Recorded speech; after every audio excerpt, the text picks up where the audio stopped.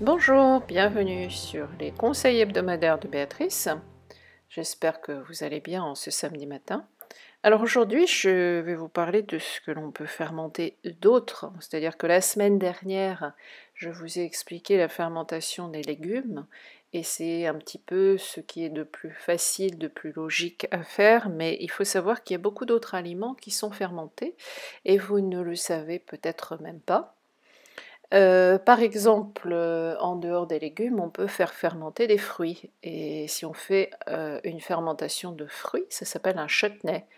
Vous avez dû déjà manger des chutneys de mangue, d'ananas, et cetera, qu'on accompagne avec des viandes. Ce sont simplement des fruits fermentés. On peut bien entendu faire fermenter des céréales et là, ça s'appelle du pain, de la pâte à pizza, même des crêpes, parce que quand vous faites des crêpes, vous laissez reposer la pâte. En fait, à partir du moment où vous faites reposer cette pâte à température ambiante, dans une cuisine qui a une température de 20-22 degrés, vous allez commencer un processus de fermentation.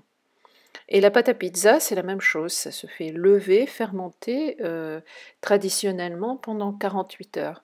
Et quand vous faites fermenter ces céréales, ces farines, elles deviennent beaucoup plus digestes parce que le processus de fermentation prédigère en fait les céréales et casse le gluten, les oxalates, les lectines, tous les irritants qui peuvent exister dans les aliments.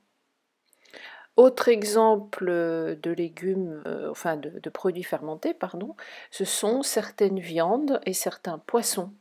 Quand il s'agit de la viande, du saucisson ou du jambon qu'on appelle cru.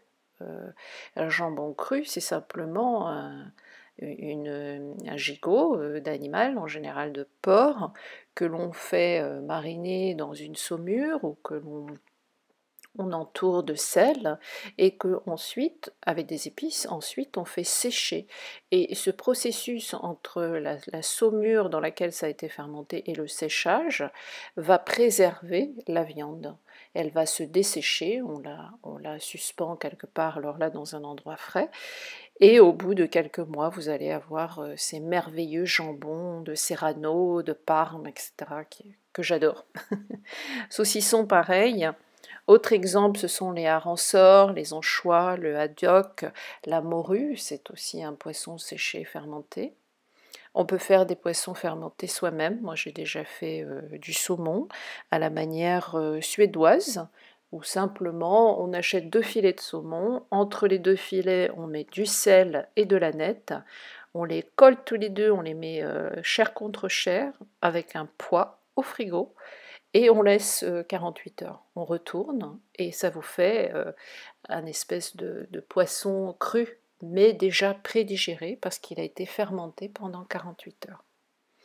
Bien entendu, les produits laitiers, c'est ce que vous voyez sur la photo, les fromages, les yaourts, le kéfir et même la crème aigre, ce sont des aliments fermentés à partir du lait.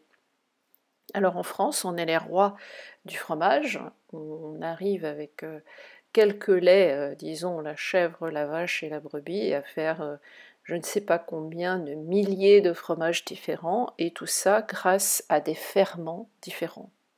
À la maison, vous pouvez faire votre propre kéfir de lait, qui a des valeurs thérapeutiques très importantes pour tout ce qui est problèmes intestinaux.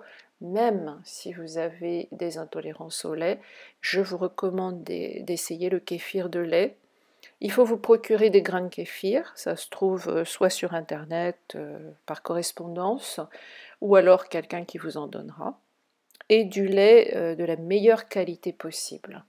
Du lait cru, dans l'idéal, de chèvre, de brebis si vous avez, sinon de vache, et vous laissez fermenter dans un bocal fermé pendant 48 heures. C'est tout ce que vous avez à faire. Ce kéfir est très très très intéressant, notamment pour lutter contre tout ce qui est candidose. J'en reparlerai dans un prochain podcast.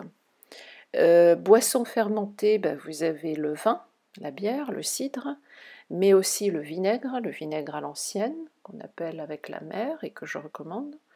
le kombucha et puis le kéfir à l'eau ou aux fruits. Et puis il y a des sauces, les sauces soja, les sauces de poisson, le gnocchman en Asie. Tout ça, ce sont des sauces fermentées à partir de poisson, de soja, autre chose. Donc vous comprenez que traditionnellement, dans toutes les ethnies du monde, on a utilisé des produits fermentés. Et quel est l'intérêt de manger ces produits fermentés?